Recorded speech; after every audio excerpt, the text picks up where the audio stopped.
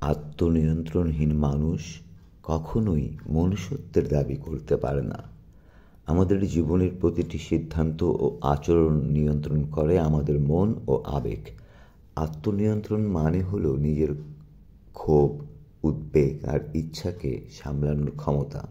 যখন আমরা এটা হারিয়ে ফেলি, তখন আমাদের জীবন অগোছালো হয়, সম্পর্ক দুর্বল হয়, আর আমরা নিজেদের থেকেও দূরে চলে যাই।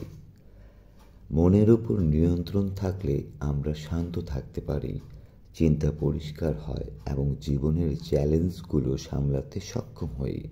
তাই মানসিক স্বাস্থ্য ঠিক রাখা খুব জরুরি। যদি কখনো মনে হয় ভেতর থেকে দুর্বল লাগছে, অস্থির উদ্বেগ, উৎকণ্ঠা বাড়ছে, সেটা লুকাতে যাবেন না। সাহায্য চাইতে দ্বিধা করবেন না। আত্মনিয়ন্ত্রণ মানেই নিজের প্রতি ভালোবাসা ও নিজের মনুষ্যত্বের প্রতি শ্রদ্ধা। নিজের মন জয় করলেই আমরা অন্যদের প্রতি সহানুভূতিশীল হতে পারি। সুতরাং নিজের মানসিক স্বাস্থ্যকে গুরুত্ব দিন, নিজেকে বুঝুন, নিজের প্রতি ধৈর্য ধরুন এবং সুন্দর জীবনের পথে এগিয়ে যান। আপনি একা নন, পাশে আছি আমরা সবাই।